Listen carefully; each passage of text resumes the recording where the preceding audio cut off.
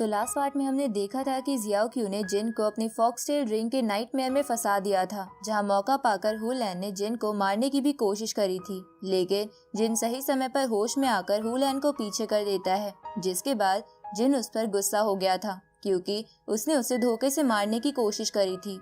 इसलिए वो Wien Tian technique की मदद से हुलैन पर हमला कर देता है, लेकिन तभी वहां ड्रैगन क्लैन का मास्टर यांग फेंग ने आकर हुलैन की जान बचा ली थी। जिसके बाद जब जिन वापस आया था तो वूली जिन पर बहुत गुस्सा करने लगा था क्योंकि जिन ने बिना अपने आसपास की जगहों को ध्यान दिए उस टेक्निक को परफॉर्म कर दिया था, जिसकी वजह से उसे हेवन की तरफ से पनिशमेंट भी मिली थी। अब आगे तो इस पार्ट की स्टार्टिंग में हम देखते हैं कि जुआनी के दोनों स्टूडेंट गेट से छुपकर उन सभी को देख रहे थे। वहीं वूली अब भी जिन पर गुस्सा कर रहा था, जहां वो उससे कहता है कि तुम्हें हेवन ने हमारा होली सन चुना है, इसलिए तुम्हें अपने इमोशन से फ्री होकर आसपास के लोगों के बारे में सोचना होगा। तभी जुआनी वूली से कहता है कि तुम्हें जिन पर इतना गुस्सा नहीं करना चाहिए क्योंकि होली सन का लाइफ एक्सपीरियंस हम सभी से अलग है, क्योंकि वो बचपन से स्पिरिट माउंटेन का स्टूडेंट नहीं था, लेकिन फिर भी इसने बुद्धिज्म के पाथ को चूज किया। जिसको सुनकर वूली ये कहते हुए वहां से जाने लगता है कि आपको मुझे समझाने की जरूरत नहीं है क्योंकि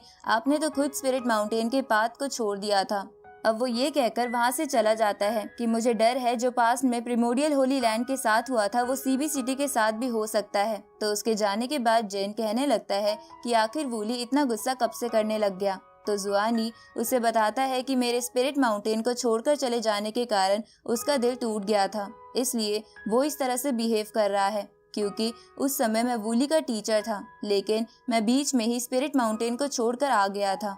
इसके बाद वो अपने मैजिकल आर्टिफैक्ट के पास आकर जिन से कहता है कि अभी वूली के पास बाहरी दुनिया का ज्यादा एक्सपीरियंस नहीं है, इसलिए उसे मैं गलत लग रहा हूँ। अब वो एक स्क्रोल को निकाल कर जिन को दे देता है, तो जिन उस स्क्रोल को खोलकर देखता है जो कि असल में एक बहुत ही पावरफुल ज्योग्राफिकल मैप था। जिसके बाद वो अपने रूम में आकर उस स्क्रोल को समझने की कोशिश करने लगता है, जहां वो कह रहा था कि जुआनी के अकॉर्डिंग इस स्क्रोल को स्पिरिट माउंटेन के एंसेस्टर ने बनाया था, इसलिए ये फॉर्मेशन समझ पाना बहुत मुश्किल है और यही कारण है कि जुआनी इस फॉर्मेशन का इस्तेमाल सीबी सिटी के प्रोटेक्शन में करता है।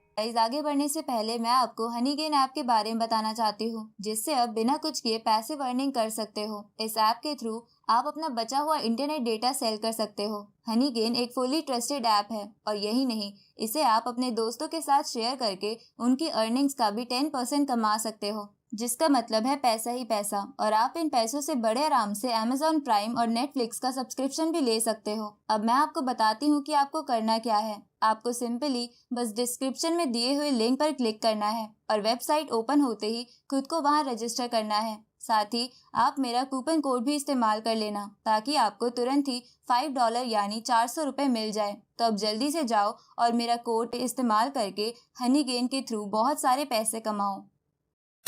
उसी वक्त उसकी वेपन स्पिरिट भी बाहर आ जाती है और वो कहने लगती है कि ये स्क्रोल भले ही पावरफुल है, लेकिन तुम्हारे रिवर और माउंटेन वाले मैप के सामने ये कुछ भी नहीं है। तो स्पिरिट को देखकर जिन उससे पूछता है कि तुम अचानक से बाहर क्यों आ गई, क्या तुम फर्नेस के अंदर सो रही थी? जिस पर वो स्पिरिट कहती है कि मेरी पावर अभी तक स्टेबल नहीं हुई है, इसलिए मैं अपनी पावर को स्टेबल करने की कोशिश कर रही थी क्योंकि मैं भी आजाद होना चाहती हूँ। तो ये सुनकर जिन उससे कहता है कि ऐसा लगता है तुम लॉयल स्पिरिट नहीं हो क्योंकि तुम फ्री होना चाहती हो। तो वो स्पिरिट जिन की बातों को काटते हुए कहने लगती है कि स्क्रोल के ऊपर बने हुए एनर्जी मार्क्स के अंदर स्पेस पाथ मौजूद है, जो कि बाकी सभी कल्टीवेशन पाथ से बहुत डिफिकल्ट है, जिसकी वजह से जिस बंदे के पास भी इस मैप पर बने चारों पाथ्स की नॉलेज होगी वो बहुत बड़ा जीनियस होगा। तो ये सुनकर जिन उससे पूछता है कि एक न्यूबॉर्न स्पिरिट को इतनी ज्यादा नॉलेज कहाँ से आई, जिस पर वो स्पिरिट उसे बताती है कि मैं हेवन से आई हूँ, इसलिए मुझे बहुत से चीजों के बारे में पता है।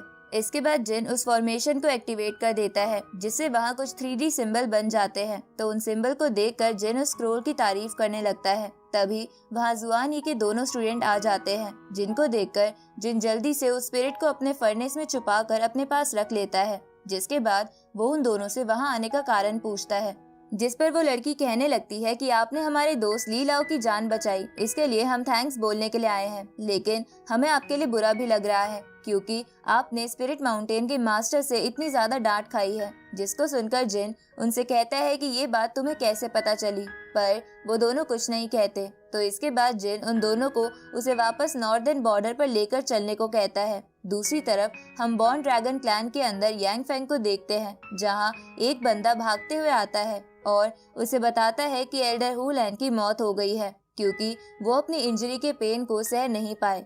तो ये सुनकर यांग फेंग उस बंदे को वहां से जाने को कहता है। जिसके बाद टाइगर क्लैन का मास्टर जैंग जी, जो कि सेमी सेंट पर था, वो खड़ा होते हुए कहता है कि आखिर स्पिरिट माउंटेन इतना ज्यादा पावरफुल कैसे हो गया, क्योंकि पास में तो स्पिरिट माउंटेन लगभग डिस्ट्रॉय हो गया था। तभी वॉल्फ क्लैन का मास्टर लियान जियांग भी खड़ा होकर कहने लगता है कि ऐसा लगता है कि वो हमारे लिंगजो कॉन्टिनेंट में कुछ बड़ी गड़बड़ करने के लिए आए हैं। उसी वक्त स्नेक क्लैन का मास्टर भी यांग फेंग से कहता है कि हमें स्पिरिट माउंटेन के दोनों पर्सन का कुछ करना होगा।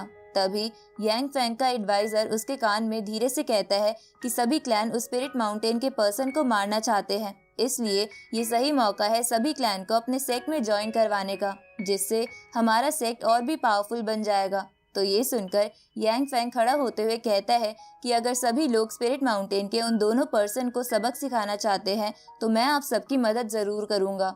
जिसको सुनकर सभी क्लैन के लीडर खुश हो जाते हैं। तभी यांग फेंग अपने एडवाइजर को फॉक्स क्लैन में जाकर तियान लू को भी बैटल में ज्वाइन हो जाने का मैसेज देने के लिए कहता है। दूसरी तरफ हम जिन को देखते हैं, जो कि उन दोनों के साथ नॉर्दर्न गेट में आ गया था, जहां वो ली लाओ को पहरा देते हुए देख उससे कहता है कि अभी तो तुम्हारी इंजरी भी अच्छे से हील नहीं हुई है, फिर तुम यहाँ गार्ड क्यों कर रहे हो। जिस पर ली लाओ कहने लगता है कि मेरी इंजरी इतनी भी ज्यादा सीरियस नहीं थी, मुझ जैसे ट्रैश के लिए ये गार्ड का काम भी बहुत प्राउड की बात है, इसलिए मैं इससे पीछे नहीं हट सकता। तभी वो दोनों स्टूडेंट कहने लगते हैं कि तुम दोनों ट्रैश नहीं बल्कि बहुत ब्रेव पर्सन हो। जिसके बाद ली लाओ जिन को उस गेट पर लगे फॉर्मेशन के पास लेकर आ जाता है, जहां जिन अपनी पावर से वहां बने एक बड़े से सर्कल को एक्टिवेट कर देता है, जिससे उस सर्कल से पावर जनरेट होने लगती है। जिसको देखकर जिन चौंकते हुए कहता है कि ये तो स्पेस पाथ रिलीम है। अब वो उस साउंड वेव को सुनने लगता है, जहां वो अपने मन में सोच रहा था कि ये रिलीम तो कुछ जानी पहचानी लग रही है। तभी जिन को उस रिलीम के कारण पता चल जाता है कि यांग फेंग के साथ साथ सभी क्लैन के मास्टर सीबी सिटी की तरफ ही बढ़ रहे हैं। जिसको देखकर जिन जल्दी से ली लाओ को सभी को अलर्ट करने के लिए कहता है और वो खुद उस फॉर्मेशन को कंट्रोल करने की कोशिश करने लगता है। जिस पर जुआनी का वो स्टूडेंट कहता है कि तुम इस फॉर्मेशन को कंट्रोल नहीं कर पाओगे। जिस पर वो कहता है कि अभी इन बातों के लिए समय नहीं है। इसके बाद वो उस फॉर्मेशन को एक्टिवेट कर देता है, जिसके कारण वहां से बहुत तेज एनर्जी निकलने लगती है और सीबी सिटी पर एक शील्ड बनने लगती है। इधर यांग फेंग ने अपने स्काई बर्निंग टेक्निक की मदद से सीबी सिटी के बॉर्डर पर हमला कर दिया था और इसी के साथ ये पार्ट यहीं पर एंड हो जाता है।